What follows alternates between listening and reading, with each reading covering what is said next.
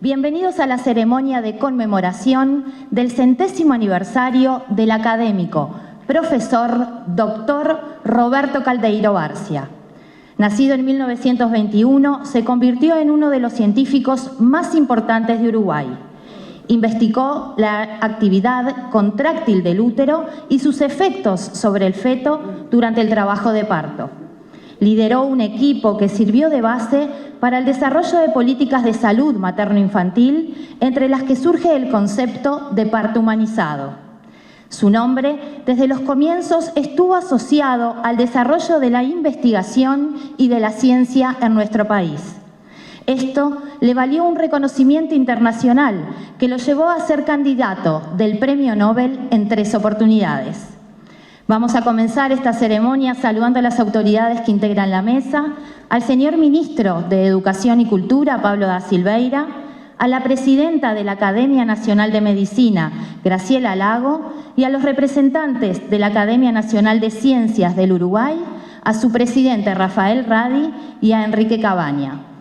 También saludamos a los académicos, autoridades y público presente. Es un honor presentarles ahora la conferencia La Ciencia Nacional en Encrucijada, entre la comprobación y la incertidumbre, a cargo del doctor Rafael Radi. Muy buenos días.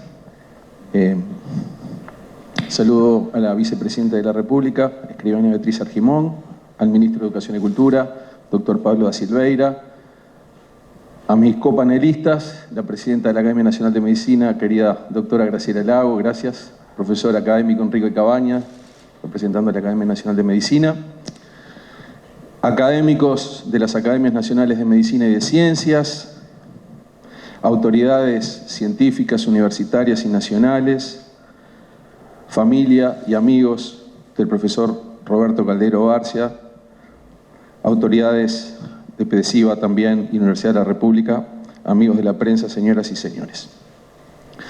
Bueno, en el día de hoy tan significativo, 29 de septiembre de 2021, las Academias Nacionales de Medicina y de Ciencias me han honrado con una gran responsabilidad, que es hablar ante ustedes acerca de algunas ideas y reflexiones en relación al estado de la ciencia nacional y posibles trayectorias futuras. Quienes me precedieron, Graciela Lago y Enrique Cabañas, hicieron menciones especiales a la trayectoria del profesor Caldeiro Barcia en función de su actividad científica y luego en la fundación de PDCIVA. En mi caso voy a basar algunos elementos en lo que ha sido la obra de Caldeiro Barcia, pero sobre todo proyectar lo que su obra podría significar para nosotros de cara al futuro. También quiero darle un agradecimiento particular al profesor Eduardo Misraji, quien participó en representación de la presidencia de la Academia Nacional de Ciencias en muchas de las reuniones preparatorias. Y reconocer en particular el aliento y el apoyo que desde el Ministerio de Educación y Cultura, en particular el ministro, y todo su equipo le dio para que esta actividad pudiera ser realizada de esta forma y con este entorno tan agradable. Por otra parte, no puedo dejar de mencionar que estamos haciendo esta actividad en la Sala Bas-Ferreira y que nuestra sede, la sede de la Academia Nacional de Ciencias del Uruguay, es en la Quinta de Bas-Ferreira, siendo Bas-Ferreira también uno de los intelectuales y cientistas que ha hecho tanto aportes para el desarrollo de la cultura y la ciencia nacional. Este año, donde se celebran los 100 años del nacimiento de Roberto Caldeiro Barcia, los dos mundos en donde él principalmente trabajó, que fueron el mundo de la medicina y el mundo de la ciencia, han estado fuertemente interconectados. Y me disculpo desde ya porque voy a hacer una brevísima mención personal, pero que tiene que ver a la historia y el futuro, y es que en el año 1987, yo tenía 24 años, cursaba 7º de la carrera de medicina, y quien fue mi mentor y fundador de PDCIVA, cofundador, Eugenio Prodanov, me comentó que había un programa de posgrados en ciencias. Y de alguna forma ese fue un cruce de caminos en mi vida, donde en vez de ir por un posgrado médico, dentro de lo que era la Escuela de Grado de la Universidad de la República, participé en la primera generación que se zambulló a la aventura de empezar doctorados en ciencias en el marco de PEDESIVA. Así que la historia de PEDESIVA como estudiante la conozco desde el día 1, luego me tocó transitar otras etapas hasta en el día de hoy, donde muchos de los estudiantes y colegas y colaboradores de nuestro centro son estudiantes de PEDESIVA de distintas áreas, del área química, el área biología y otros programas que se desarrollaron tomando el PEDESIVA como ejemplo, como el PROINBIO. Como decía, en 2020 y 2021 los mundos de la medicina y la ciencia se conectaron muy fuertemente. Y ahí participó fuertemente una comunidad y sistemas científicos consistentes. Y quiero decir que el desarrollo de la ciencia moderna en Uruguay está íntimamente ligado al retorno de la democracia, como planteó el doctor Cabaña, y ahí Roberto Caldeiro Barcia cumplió un rol decisivo en sus gestiones, en aquel momento con el primer presidente de la Restauración Democrática, doctor Julio María Sanguinetti, y la creación de PEDESIVA se acompañó con un relanzamiento del CONICYT, con la fundación de la nueva Facultad de Ciencias, con la creación del Fondo Nacional de Investigadores, luego el Instituto Pasteur de Montevideo, un poco más adelante el establecimiento del Sistema Nacional de Investigadores, la Agencia Nacional de Investigación e Innovación y en 2010 la propia creación de la Academia Nacional de Ciencias del Uruguay. La Academia Nacional de Medicina ya tenía más años. Aparecieron programas de apoyo científico desde la Universidad de la República, el impulso al régimen de dedicación total, el aporte del conocimiento y desarrollo científico en otras universidades e institutos de investigación como el Instituto Clemente Estable. Quiero resaltar que en el primer llamado del Sistema Nacional de Investigadores, donde me tocó actuar en la comisión honoraria, fueron categorizados en 2009 1.100 investigadores activos y hoy, en año 2021, tenemos cerca de 2.000 investigadores activos en todas las áreas de conocimiento. O sea que efectivamente ha habido, desde aquel inicio, en el año 86, 87 hasta el día de hoy, un avance y una ampliación de las capacidades científicas del país. Ahora bien, yendo al núcleo de lo que quería compartir con ustedes como reflexiones, la ciencia nacional en encrucijada, entre la comprobación y la incertidumbre. ¿Cuál es el valor de la ciencia? Sin entrar en gran detalle, quiero decirles que el Premio Nobel de Física, Richard Feynman, presentó en una reunión de la Academia Nacional de Ciencias de los Estados Unidos, que fue realizada en Caltech en noviembre de 1955, una conferencia que luego fue publicada en la revista Engineering and Science, titulada The Value of Science. Y ese trabajo, que está disponible, plantea el valor de la ciencia proveniendo de su importancia económica, política y social, considerando que la búsqueda metódica para la comprensión de la realidad y su incidencia sobre ella reside en valores como la honestidad, la modestia, el escepticismo constructivo, el rechazo de las posiciones dogmáticas y cualquier tipo de fraude, a la vez que creativa y con capacidad de diálogo y trabajo en colectivo. Algunas de estas prácticas habían ya sido propuestas como reflexión sobre el ethos científico, articuladas por el sociólogo norteamericano Robert Merton en 1942 en el ensayo titulado A Note on Science and Technology in a Democratic Order. De ahí salió un primer conjunto de las llamadas normas de Merton en relación al ethos en ciencia, definida como un conjunto de comportamientos y prácticas que incluían el ser una actividad de carácter universal, comunitaria, desinteresada y con escepticismo organizado. Naturalmente, las normas de Merton han sido desafiadas, ampliadas, discutidas, modificadas, entre otros asuntos, por elementos vinculados a la competencia científica, la geopolítica y temas de la llamada propiedad intelectual, entre otros. Un antecedente relevante de reflexiones publicadas en relación al valor de la ciencia fue el libro publicado previamente a las reflexiones de Richard Feynman en 1905 por el matemático, físico y filósofo de la ciencia francesa Henri Poincaré, titulado La valor de la ciencia. Y The Value of Science fue nuevamente presentado por la IANAS, que es la red de academias de ciencias de toda América, que va desde Canadá hasta Uruguay. Este mes de marzo tuvimos un seminario llamado The Value of Science. O sea que este asunto del valor de la ciencia es un tema recurrente sobre el que tenemos que reflexionar todo el tiempo y proyectar todo el tiempo.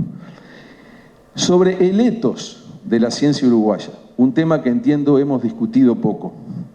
Ese ethos, esa forma de hacer que se vio tan representada en lo que fue la actuación del sistema científico en pandemia, está muy impulsada y basada por las ideas fundacionales de Roberto Caldeiro Barcia y la propia construcción del PDCIVA y del resto del sistema científico. Como claramente marcaba Enrique, hubo un conjunto de elementos iniciales que marcaron los estándares sobre los cuales seguimos construyendo más de 35 años luego de eso. Es una ciencia fuertemente basada en hipótesis, colaborativa, solidaria, de calidad, con un amplio y fecundo relacionamiento entre investigadores e instituciones y con una vocación de conexión y servicio a la sociedad. Y debo decir que el ethos científico de nuestra comunidad científica no necesariamente se reproduce de la misma forma en el resto del conjunto de los países. Y ese es un valor, es un activo que como comunidad científica, como sociedad tenemos y tenemos que seguir alimentando. Más recientemente hemos podido establecer y enunciar claramente a la ciencia como derecho humano. Derecho a estar informado sobre los avances de la ciencia, derecho a disfrutar de los beneficios de la ciencia y derecho a producir ciencia. El derecho a la ciencia, en una sociedad profundamente democrática e integrada como la nuestra, explicita una nueva dimensión del quehacer científico en la sociedad y en diálogo con los otros derechos humanos, en particular en estos últimos tiempos con el derecho a la salud. Forma parte de la democratización del conocimiento en una sociedad formada e informada y una sociedad que respondió a los retos de su tiempo. En relación a la comprobación, la Ciencia Nacional en pandemia desarrolló herramientas y métodos diagnósticos y de seguimiento, participó en el asesoramiento científico. Y ahora voy a leer algo.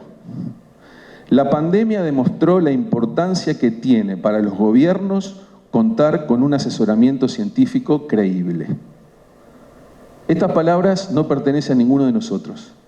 Estas palabras son de Hong Sung Lee, un cientista social de Corea del Sur, doctor en economía, en 2015 elegido presidente del panel intergubernamental de expertos sobre cambio climático y en 2019 la revista Time lo incluyó dentro de los 100 líderes más influyentes del mundo. Lo extraje de una entrevista de un libro que me aproximó, querido Hamlet Suárez, del periodista Hugo Elconada-Mon, denominado Pausa, donde un conjunto de líderes mundiales hacen reflexiones. Y esta idea de que la pandemia demostró la importancia que tiene para los gobiernos contar con un asesoramiento científico creíble seguramente puede implicar un cambio de paradigma sobre el relacionamiento de la ciencia con la política y la sociedad. Sobre esto voy a retomar al final. Como nunca antes en la historia del país fue comprobada la importancia de tener un sistema científico de calidad en el país, más allá de todos los esfuerzos previos realizados para mostrar y demostrar todo el impacto en educación, salud y producción. El sistema científico respondió firme, generosa y rápidamente al llamado que el dramatismo de la llegada de la pandemia y la emergencia sanitaria determinó. Hay que alentar, sin embargo, que en esta dinámica los laboratorios, los investigadores, los estudiantes y los programas de ciencias han sufrido consecuencias por ello y que éstas deben ser revertidas. Laboratorios que han redireccionado su trabajo, dificultades inherentes al desarrollo de proyectos y tesis por temas de aforos, dificultades de llegadas de materiales, dificultad de mantener bioterios, cuarentenas de personal, entre otros. Es decir, que la ciencia nacional también necesita una etapa de reconstrucción, reconfiguración y apoyos, como también está ocurriendo en el resto de los países. Para la ciencia tampoco la pandemia fue gratis. Y este es un punto particular a entender.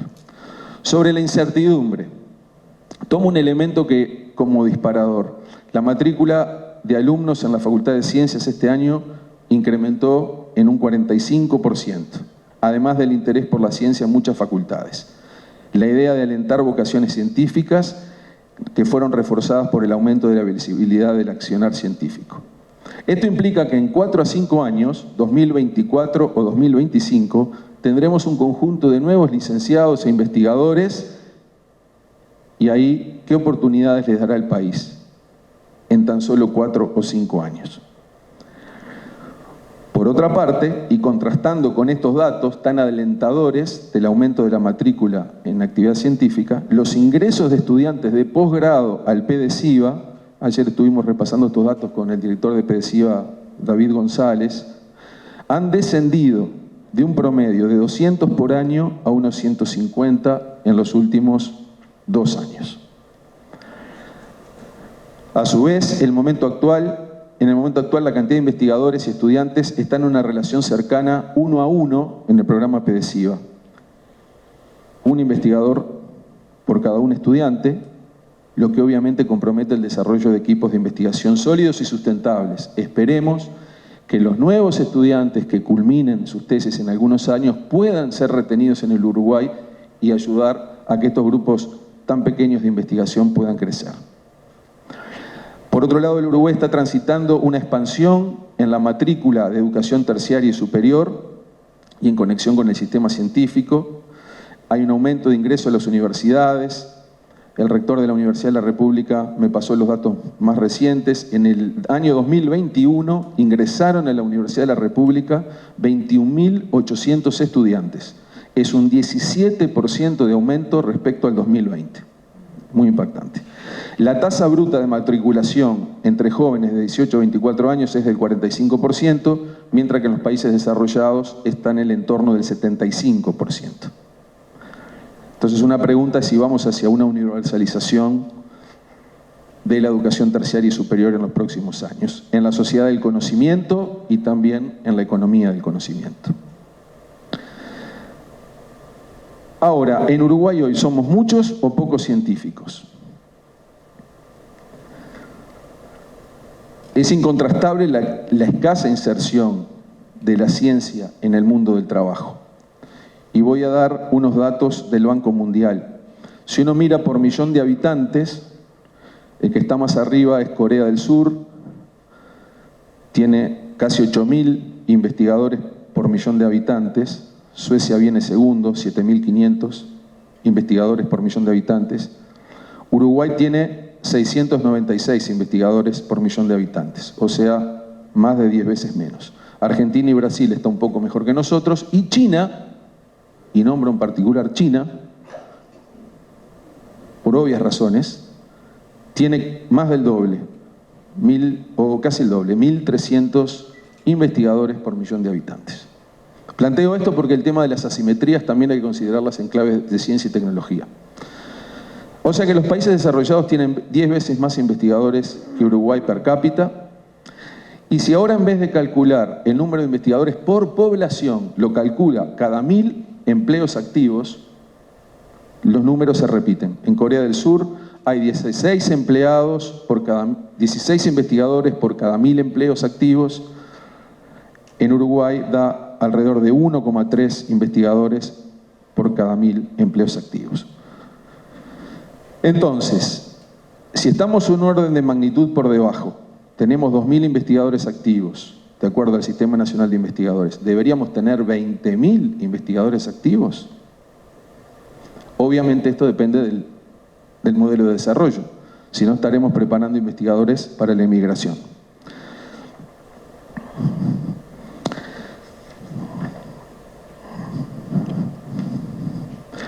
Quiero comentarles además que una comunidad científica pujante es fundamental para sostener redes internacionales que fueron tan importantes en el curso de la pandemia.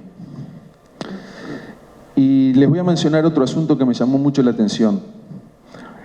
Hubo un comentario el 17 de septiembre de este año, hace unos días, en la revista Nature, sobre un trabajo reciente publicado en una revista de economía, Applied Economy Letters,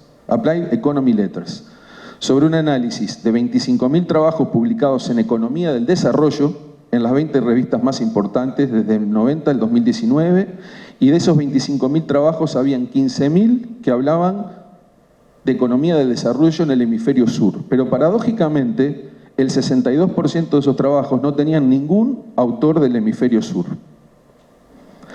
La revista entrevista al coautor economista Grib Cheula, de la New York School, pero cuando voy al trabajo original, me encuentro que el autor corresponsal de ese trabajo, discutido en Nature, es la economista Verónica Amarante, del Instituto de Economía de la Facultad de Ciencias Económicas y Administración de la Universidad de la República. Eso me llamó mucho la atención porque inclusive la revista, cuando hace el comentario, no cita al primer autor, sino que va a buscar, reproduce el fenómeno donde entrevista en ese grupo binacional al autor norteamericano. ¿Cuál es el papel del sistema científico-tecnológico en el diseño del país futuro? ¿Cuáles son las posibles trayectorias? Y ya estoy llegando al final de mi presentación. Por un lado está la mirada de las autoridades. ¿Existe un cambio de paradigma o modelo sobre el rol de la ciencia en las decisiones de la política y en la sociedad? Hace unos días estuvimos en el Parlamento, naturalmente la vicepresidenta estaba liderando este proceso, la Comisión del Futuro, que tocó una cantidad de temas acerca de posibilidades de temas del futuro, y ahí la ciencia intervino mucho. Sabemos del apoyo del ministro Da Silveira en relación al futuro desarrollo del sistema científico-tecnológico, y se está transitando todo un análisis de cuál es la institucionalidad. ¿Vendrá una época de decisiones basadas en evidencia, donde la evidencia científica sea realmente un apoyo importante en la toma de decisiones y el futuro del país? Por otro lado está la mirada de las agencias financiadoras: proteger y alentar el capital humano, estimular la formación de nuevos talentos, dar oportunidades, potenciar el Sistema Nacional de Becas, el Sistema Nacional de Postdocs, y seguir apoyando la investigación basada en curiosidad. Si uno piensa en las vacunas de ARN mensajero, que han sido una revolución y que ya se le han dado a miles de millones de personas, lo que la vacuna de ARN mensajero es una hebra corta de ARN sintético encapsulado en una vesícula con 4 tipos de lípidos. Pero esos desarrollos implicaron más de 4 décadas de investigación. Por un lado, una bioquímica húngara, Katilin Karikó, que fue la que se dio cuenta cómo modificar el ARN para no generar respuestas inflamatorias no deseadas, y por otro lado un bioquímico canadiense, Peter Cullings, que se dio cuenta cómo modificar la cápsula para que se abriera en el lugar correcto para liberar el RNA intracelularmente. Esto, que fue una revolución para la ciencia y la medicina, fue realmente ejecutado con procesos lentos y sostenidos, y sin duda ambos investigadores, y sobre todo la investigadora húngara que finalmente se estableció en Estados Unidos, tuvo grandes dificultades para que las agencias financiadoras sostuvieran esta idea de modificar el ARN y generar moléculas de ARN sintético. Todo esto me hace pensar que en este homenaje a Caldeiro Barcia, este tipo de ciencia basada en curiosidad tiene que ser apoyada fuertemente, y esto requiere además de un nuevo presupuesto con un ojo en el futuro, con capacidad de adaptación y velocidad de reacción. Por ejemplo, muchas agencias internacionales han aprobado importantes fondos para estudiar lo que ha quedado del COVID, el post-COVID, lo no COVID, el COVID largo, el COVID secuelar, y que esto tendrá sin duda un impacto a nivel del sistema de salud y sus costos asociados.